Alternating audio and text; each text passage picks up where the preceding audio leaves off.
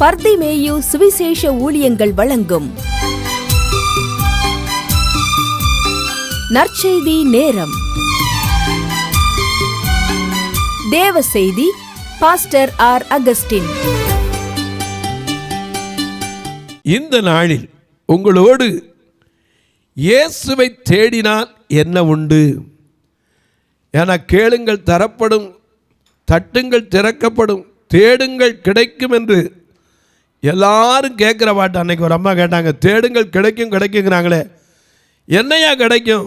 சுகம் கிடைக்கும், ஆசீர்வாதம் கிடைக்கும், உங்கள் கண்ணீருக்கு ஒரு மாற்றம் கிடைக்கும், உங்கள் கவலைக்கு ஒரு விடுதலை கிடைக்கும்.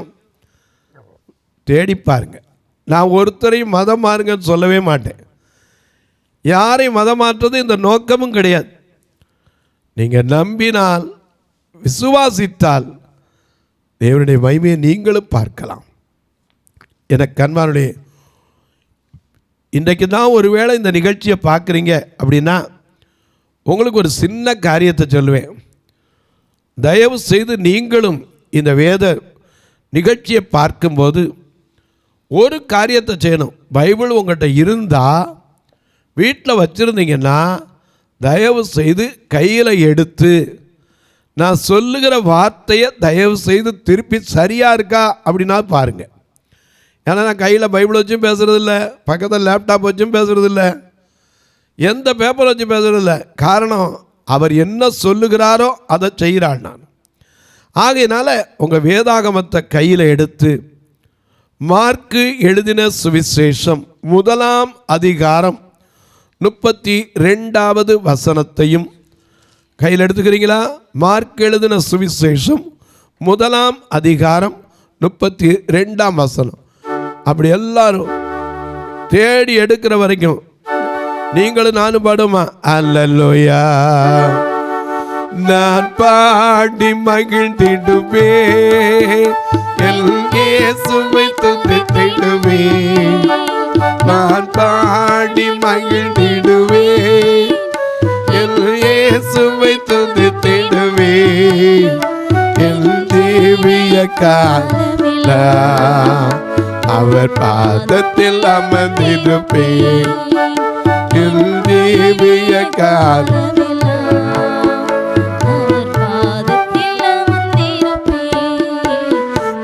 நேசிக்கும் தேவன் இயேசு என்றும் ஜீவிக்கிறார். அவர் நேற்றும் என்றும் நாளை என்றும் மாறாதவர். நான் நேசிக்கும் தேவன் இயேசு என்றும் ஜீவிக்கிறார். அவர் நேற்றும் என்றும் நாளை என்றும் மாறாதவர். நான் பாடி மகிழ்ந்திடுவே, என் இயேசுவை துதித்திடுவே. நான் பாடி மகிழ்ந்திடுவே, என் இயேசுவை துதித்திடுவே. என் தீவிய கால அவர் பாதத்தில் அமர்ந்திருப்பே. என் தீவிய கால அவர் பாதத்தில் அமர்ந்திருப்பே. எல்லாம் எடுத்திருப்பீங்கன்னு நினைக்கிறேன். மார்க் எழுதின சுவிசேஷம் 1 அதிகாரம் 32 வசனம். சாயங்காலமாகி, அங்கே விட இங்கே ஒருபடி எழுதியிருக்கு பாருங்க. சாயங்காலமாகி, சூரியன் அஸ்தமித்த போது. நல்லா கவனிங்க. காலையில் சூரியன் உதிக்கும். அதனால தான் சங்கீதக்காரன் 19ஆம் சங்கீதத்தில் எழுதுகிறார் சூரிய உதயத்தை குறித்து. வானங்கள் தேவனுடைய மகிமையை வெளிப்படுத்துகிறது, ஆகாய விரிவு அவருடைய கரங்களின் கிரியை அறிவிக்கிறது. பகலுக்கு பகல் வார்த்தைகளை பொழிகிறது, இரவுக்கு இரவு அறிவை தெரிவிக்கிறது. அதென்ன இரவுக்கு இரவு அறிவை தெரிவிக்குது? தாவீது பார்க்குறான், வானத்தை அண்ணாந்து பார்த்தா, நட்சத்திரங்களை பார்த்தோன்னு அவனுக்கு ஒரு வார்த்தை வருது. உமது விரல்களின் கிரியைகளாகிய 8ஆம் சங்கீதத்தில் வாசிக்கும் போது உமது விரல்களின் கிரியைகளாகிய உம்முடைய வானங்களையும் நீர் ஸ்தாபித்த சந்திரனையும் நட்சத்திரங்களையும் நாம் பார்க்கும்போது மனுஷனை நீர் நினைக்கிறதற்கும் விசாரிக்கிறதற்கும் எம்மாத்திரம் என்கிறேன். ஏன்னா இந்த மண்ணையும் நினைத்திருக்கிறார். நம்ம நினைக்கிறார், கர்த்தர் நம்மை நினைத்திருக்கிறார் என்று சங்கீதம் 115:12 சொல்லுகிறது. கர்த்தர் நம்மை நினைத்திருக்காரா? எனக்கு நம்ம அவர் நினைக்கிறோமோ இல்லையோ, அவர் நம்மை நினைத்திருக்கிறார். நாம பாடுவோம், உன்னை நினைத்தே இருக்கிறார், உன்னை விசாரிக்க துடிக்கிறார், உன்னையும் என்னையும் இயேசு நேசிக்கிறார், நம் உள்ள கைகளில் இருக்கிறார். உன்னை நினைத்தே உன்னை நினைத்தே இருக்கிறார், உன்னை விசாரிக்க துடிக்கிறார், உன்னையும் என்னையும் இயேசு நேசிக்கிறார், உன்னை உள்ள கைகளில் வரைந்திருக்கிறார், உள்ள கைகளில் வரைந்திருக்கிறார்.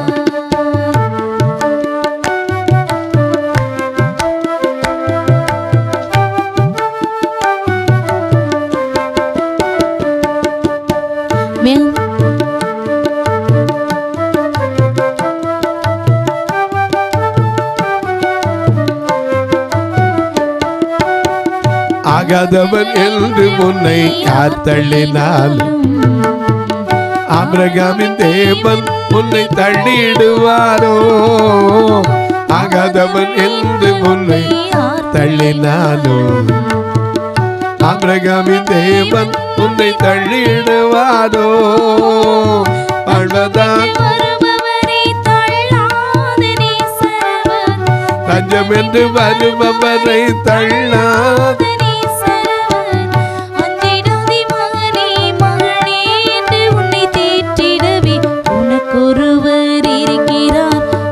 விசாரிக்க துடிக்கிறார், உன்னையும் என்னையும் இயேசு நேசிக்கிறார், உள்ள கைகளில் இருக்கிறார்.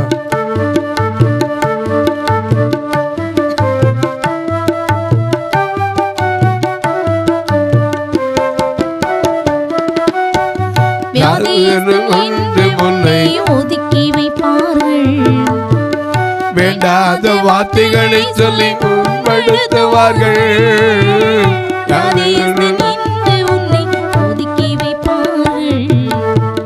வேண்டாத வார்த்தைகளை சொல்லி முன்படுத்துவார்கள். வாழ்வதா சாம்பதா என்று நீ அழுது புலம்பு, வாழ்வதா சாம்பதா என்று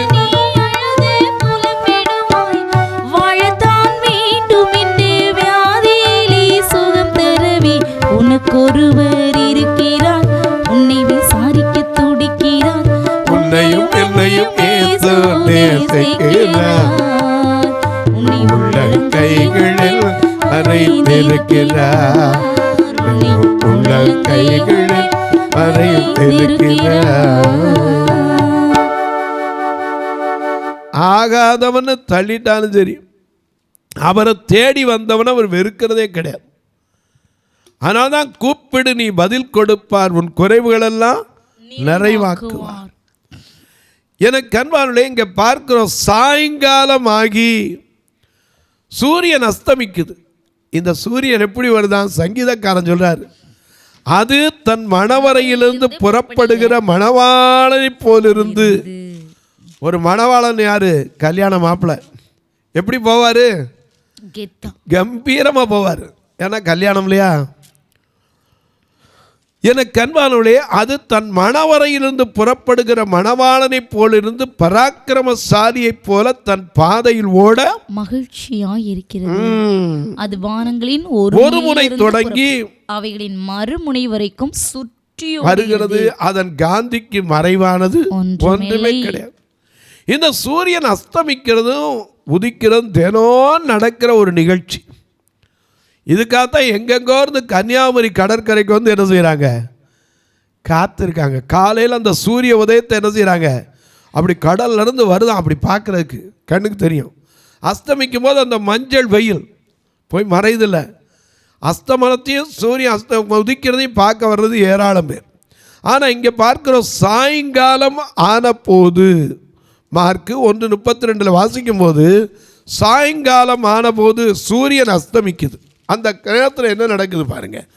சாயங்காலமாகி சூரியன் அஸ்தமித்த போது சகல பிணியாளிகளையும், நல்ல கவனிங்க, அங்க சகல வியாதியர். ஏன்னா இங்க பிணியாளி. நாம கூட பாடுறோம், என்ன பாடுறோம்? பிணியாடியும் மெய்ப்பரும் பெரிய மத்தியஸ்தரும் எல்லாம் இயேசுவே, எனக்கெல்லாம் இயேசுவே, கொல்லை மிகும் இவ்வுலக சுகம் இயேசுவே.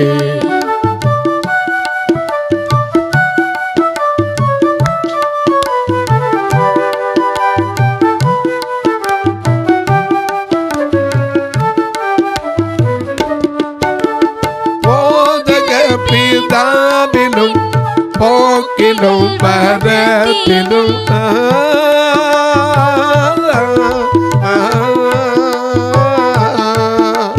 போதக பிதாவிலும் போக்கிலும் பரத்திலும் ஆதரவு செய்திட கூட்டாளியும் தோழனும் எல்லாம் இயேசுவே, எனக்கெல்லாம் இயேசுவே, தொல்லை மிகு இவ்வுலகில் துணை இயேசுவே.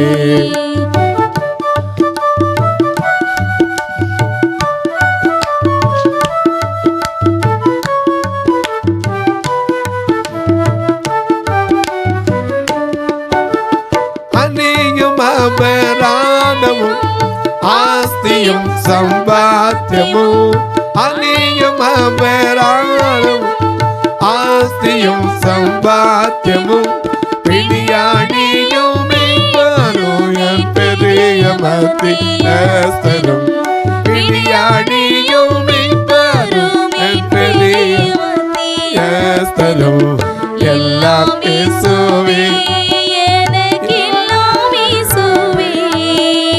தொல்லை மிகும் இவ்வுலகில் துணை இயேசுவே.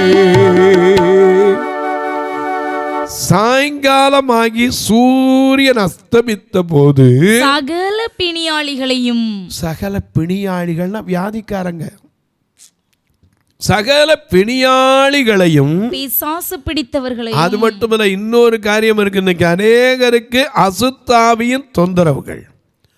ராத்திரி ஆனால் போன வாரத்தில் ஒருத்தர் ஃபோன் பண்ணார், பிரதர் நான் வீட்டுக்குள்ளே தான் படுத்திருக்கேன், ராத்திரி ஆச்சுன்னா ஏதோ முடிய பிடிச்சி இழுக்குது, என் கையை பிடிச்சி இழுக்கிற மாதிரி இருக்குது, எனக்கு தூக்கமே வரல பிரதர். நான் சொன்னேன் அந்த வீட்டை விட்டு வேறு இடத்துல விடுங்க. வேறு இடத்துல இருந்தால் இருக்கா? இல்லை பிரதர், 10 நாள் சும்மா இங்கே வரணுமே பார்க்கணுமேங்கிறக்க வந்து இங்கே ராத்திரி வந்தாலே எனக்கு தலைமுடியை பிடிச்சி இழுக்குது, கையை பிடிச்சி இழுக்கிற மாதிரி இருக்குது, ஜெபம் பண்ணுங்க. நான் அப்புறம் சொன்னேன், இப்போ தைரியம் பண்ணுங்க, நான் ஜெபம் பண்ணுறேன். ஏன்னா எனக்கு அன்பாருளே, பிசாசின் கிரியைகளை அழிக்கும்படிக்கு தான் குமாரனாகிய இயேசு என்ன செய்தார்? வெளிப்பட்டார். 1 யோவான் 3:8 அப்படித்தான் வாசிக்கிறோம். பிசாசின் கிரியைகளை அழிக்கும்படிக்கு தேவகுமாரன். ஆமா, எனக்கு அன்பானவர்களே, அநேக நேரங்களில் பிணியாளிகள் மட்டுமல்ல, அங்கே சொல்லியிருக்காரு சகல பிணியாளிகளும் பிசாசு பிடித்தவர்களையும் அவரிடத்தில் கொண்டு வந்தார்கள். பட்டணத்தார் எல்லாரும் வீட்டு வாசலுக்கு முன்பாக கூடி வந்தார்கள். பலவிதமான வியாதிகளினால் உபத்திரவப்பட்டிருந்த அநேகரை அவர் சொஸ்தமாக்கி அநேகம் பிசாசுகளையும் துரத்தி விட்டார். அல்லேலூயா. பிசாசுக்கு எதிர்த்து நில்லுங்கள், அப்பொழுது அவன் உங்களை விட்டு ஓடிப்போவான். இது நமக்கு கொடுத்த அதிகாரம். ஆனால் அநேக நேரங்களில் சில அசுத்தாவி இருக்கிறது தெரியவே தெரியாது. ஆனால் இவங்களுக்கு தெரிஞ்சது, அத்தனை வரையும் கொண்டு வந்தாங்க. சகலவிதமான பிணியாளிகள், அசுத்தாவி பிடித்தவர்கள் எல்லாரும் என்ன செய்தாங்க? அவரிடத்துல கொண்டு வந்தாங்க. எது கொண்டு வராங்க? அவர்கிட்ட வந்து ஐயா என்னென்ன இருக்கு சொல்லிட்டு போவா? இல்லைங்க, கம்ப்ளீட்டா சுகம், டோட்டல் டெலிவரன்ஸ். அதான் கம்ப்ளீட் ரெக்கவர். இன்னைக்கு மருத்துவமனையில் போயிட்டு வரும்போது என்ன இருக்கிறோம்? எப்படி இருக்கு? ஏதோ கொஞ்சம் பரவாயில்ல. ஆனால் இயேசுகிட்ட இருந்து வந்தா பரிபூரண சுகம், ஹல்லேலூயா, பரிபூரண சுகம், முழு சுகம். ஏன்னா அவருக்கு பேரை என்னது? சுகம் தரும் தெய்வம். யெகோவா ராஃபா. யெகோவா ரப்பா. நாம பாடல, யெகோவா ரப்பா சுகம் தரும் தெய்வமே, யெகோவா ரப்பா சுகம் தரும் தெய்வமே. ஸ்தோத்திரமே அப்பா, ஸ்தோத்திரமே, ஸ்தோத்திரமே அப்பா, ஸ்தோத்திரமே. கர்த்தர் நாமம் எல் புகலிடமே, கருத்தோடு துதித்திடும். கர்த்தர் நாமம் எல் புகலிடமே, கருத்தோடு துதித்திடுவே. யெகோவா நிசியே என்னாடும் வெற்றி தருவே. யெகோவா நிசியே என்னாடும் வெற்றி தருவே. கலங்கலப்பா நாங்கள் கலங்கலப்பா, கலங்கலப்பா நாங்கள் கலங்கலப்பா. கர்த்தர் நாமம் எல் புகலிடம், கருத்தோடு துதித்திடுவே. எல் புகலிடமே, கருத்தோடு துதித்திடுவே. சுகம் தரும் தெய்வம். இன்னைக்கு சில சொல்லணும்னா அந்த டாக்டர்கிட்ட போனால் நல்லா சுகமாயிரும், அவர்கிட்ட போனால் ஒரு ஊசியில் சுகமாயிரும். இங்கே ஊசி கூட வேண்டாம், மாத்திரை வேண்டாம், இலவசமாய் சுகம் தருகிற தெய்வம். அதனால தான் சாயங்காலமாகி சூரியன் அஸ்தமித்த போது எல்லா பிணியாளிகளையும் அசுத்தாமி பிடித்தவர்களையும் அவரிடத்தில் கொண்டு வந்தார்கள். அப்படி கொண்டு வந்ததுனால என்ன நடந்தது? அவர்கள் வீட்டு வாசல் முன்னாடி ஜனங்கள் எல்லாரும் என்ன செய்தாங்க? கூடி வந்தாங்க. பலவிதமான வியாதிகளினால் உபத்திரவப்பட்டிருந்த அநேகரை. இன்னைக்கும் கூட இந்த தொலைக்காட்சி முன்னாடி என்னென்ன வியாதி உபத்திரவத்தில் உட்கார்ந்துருக்கீங்க. ஏன்னா அன்னைக்கு ஒரு அம்மா சொன்னாங்க, பிரதர் எனக்கு வயிற்றுல ஏதோ ஒரு கட்டி இருக்கு பிரதர், எனக்கு 2-3 தடவை கன்சீவ் ஆனேன், ஆனால் எல்லாமே அழிஞ்சு அழிஞ்சு போச்சு பிரதர், எனக்கு ஒரு குழந்தை கிடைக்குமா, என் கட்டிக்கு மாற்றம் வருமா? நான் சொன்னேன், கொஞ்சம் விசுவாசம் இருந்தால் போதும். எவ்வளவு? கடுகளவு விசுவாசம் உனக்கு இருந்தால் இந்த மலையை பார்த்து நீ பெயர்ந்து சமுத்திரத்தில் தள்ளுண்டு போ என்று சொல்லி தன்னுடைய இருதயத்தில் சந்தேகப்படக்கூடாது. சிலர் சொல்லுவோம், ஆனால் சந்தேகம் இருக்கும். ஆமாம், அந்த வியாதி போயிடப்போகுது. அப்படி சந்தேகப்படாதீங்க. தள்ளுண்டு போய் என்று சொல்லி தன் இருதயத்தில் சந்தேகப்படாமல் விசுவாசித்தால் அது அவனுக்கு என்ன செய்யும்? ஆகும். மறந்துடாதீங்க. ஆனால் இன்னைக்கு அநேகர்கள்னா ஆமாம் இது மாறிட போகுது சொல்லுவாங்க, மாறிட. அப்படி நம்பினா எனக்கு அன்பார்களே, இறை நம்பிக்கை என்பது, தெய்வ நம்பிக்கை என்பது என்ன? நம்பிக்கை தாங்க. நம்பினார் கெடுவதில்லை. இன்னைக்கு சொல்கிறாங்கள, நம்பினார் கெடுவதில்லை, 4 முறை தீர்ப்புகிறான். இந்த வேதத்தை நம்பி கேட்டு பாருங்க, கர்த்தர் சுகம் கொடுப்பார். எனக்கு அன்பார்களே, இறைவனை ஒருத்தரும் நேரடியாக பார்த்தது கிடையாது. அவர் காணக்கூடாத ஒளியில் வாசம் பண்ணுகிறவர், அதரிசனமான தேவன், இன்விசிபிள் காட். அவரை யாரும் மனுஷன் ஒருத்தரும் முகமாக கண்டது கிடையாது. ஆனால் அன்னைக்கு அவர் இந்த உலகத்தில் பூமியில் குமாரனாய் வந்தபோது, சுற்றி திரிந்தபோது, அப்போஸ்தலர் 10:38 படி நன்மை செய்கிறவராகவும் பிசாசின் பிடியில் அகப்பட்ட யாவரையும் விடுவிக்கிறவராக சுற்றி திரிந்தபோது நடந்த ஒரு காரியம்தான் இங்கே எழுதப்பட்டிருக்கிறது. சாயங்காலமாகி சூரியன் அஸ்தமித்த போது சகல பிணியாடிகள், அசுத்த ஆவியினால உபத்திரவப்பட்டவர்கள் எல்லாம் கொண்டு வந்தாங்க. அவர் பற்பல வியாதிகளினால் உபத்திரவப்பட்ட அத்தனை பேரும் என்ன செய்தாரா? சுகமடுத்தினார். பற்பல வியாதிகள். இன்றைக்கி உலகத்தில் வியாதிகளுக்கு கணக்கெடுத்து முடியாது. புதுசு புதுசாலாம் வந்துடுது, திடீர்னு வருது. என்னென்னவோ பேர்லாம் சொல்கிறாங்க. மெகா வைரஸுங்கிறாங்க, கொரோனான்னு ஒன்று ஆட்டி படைச்சு உலகத்தையே. ஏன் அது மட்டும் இல்லை, நான் சின்ன பிள்ளையா இருக்கும்போது மெட்ராஸ் ஐ, அது என்ன மெட்ராஸ் ஐ தெரியல எனக்கு. கண்வர்களே, அந்த கண்ணு வலி வந்துருச்சுன்னா ஒருத்தருக்கு வந்தால் போதும், என்ன செய்யும், பரவிடும். இந்த வெயில் காலத்தில் எத்தனை வீட்டில் இந்த உஷ்ணத்தினால அம்மை நோய், பயத்தோடு இருக்கலாம். ஆண்டவர்கிட்ட கேளுங்க, கண்டிப்பாக சுகம் தருவார். எத்தனையோ பேருக்கு மனம் விட்டு சொல்ல முடியாது.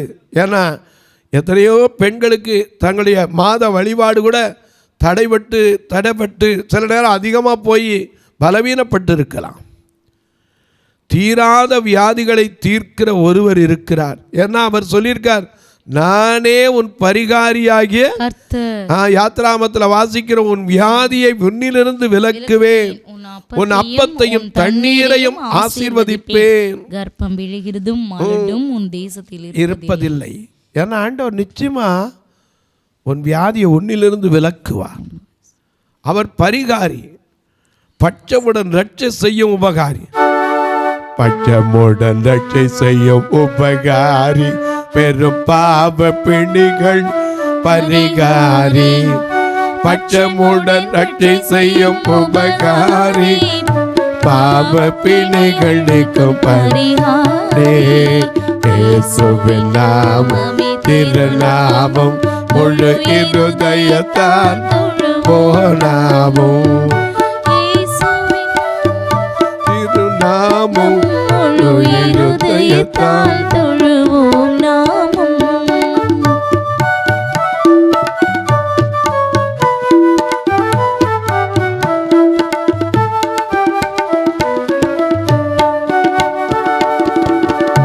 காசினில் அவருக்கு இணையில்லை, விசுவாசித்தவர்களுக்கு குறை கிடையாது. ஆனால் இன்னைக்கு விசுவாசத்தோட என்ன வியாதியோட உட்காந்துருக்கீங்களோ, ஒருவேளை ராத்திரி சூரியன் அஸ்தமித்து இரவில் நீங்கள் நிகழ்ச்சியை கேட்கலாம், ஒருவேளை அதிகாலை சூரியன் வர்றதுக்கு முன்னாடி கேட்கலாம், ஒருவேளை நண்பர்கள் வேலையில் கேட்கலாம். அந்த அஸ்தமிக்கிற நேரத்தில் கொண்டு வந்த அத்தனை பேருக்கு சுகப்படுத்தின தேவன். எபிரேயர் 13:8 அன்னைக்கு மட்டுமல்ல இன்னைக்கும் மாறாதவர். வேதம் சொல்லுது, அவர் நேற்றும் இன்றும் என்றும் மாறாதவர், நம்பின ஒருத்தரை கூட கைவிடாதவர், என்னிடத்தில் வருகிற ஒருவரையும் புறம்பே தள்ளுவதில்லை என்று வாக்களித்தவர், வருத்தப்பட்டு பாரம் சுமக்கிறவர்களே நீங்கள் எல்லாரும் என்னிடத்தில் வாருங்கள் என்று அழைத்தவர். கைவிடுவாரா? நிச்சயமாக போய் பாருங்க, தேடி பாருங்க. அத்தனை வரை சுகமாக்கி அனுப்பினாராம். தொலைக்காட்சியில் பார்க்கிற என் அன்பு மக்களே, இந்த நிகழ்ச்சியை நாள்தோறும் பார்க்குறீங்க, கேட்குறீங்க, சந்தோஷப்படுறீங்க. ஒரு வார்த்தை ஜெபம் பண்ணுறீங்களா? இந்த நிகழ்ச்சி வருவதற்கு பொருளாதார தேவைகள் சந்திக்கப்பட ஜெபிங்க. ஏன்னா எங்கள் சபை ஐஸ்வர்யவான்களுடைய சபை. 2 கண்ணு தெரியாத மக்கள், காலு நடக்க முடியாதவங்க, இன்னும் ஏழைகள் வந்து கூடுற இடம். நீங்கள் வந்து பார்த்தீங்கனாலே சொல்லுங்க, ஐயோ இப்படியா இருக்கும்பீங்க. ஏன்னா 2 கண்ணு தெரியாத சாலை ஓரங்களில் வீதிகளில் நிற்கிறவங்க, இவர்களும் ரட்சிக்கப்பட வேண்டும், நித்திய ராஜ்யத்தை அடையணும். ஒருவரும் கெட்டு போகாமல் நித்திய ஜீவனை அடையும்படிக்கு அவரையே தந்தருளி உலகத்தில் அன்பு கூர்ந்த அந்த ஆண்டவர் இந்த மக்களையும் கொண்டு சேர்க்கணும். நீங்கள் இதற்காய் ஜெபியுங்க.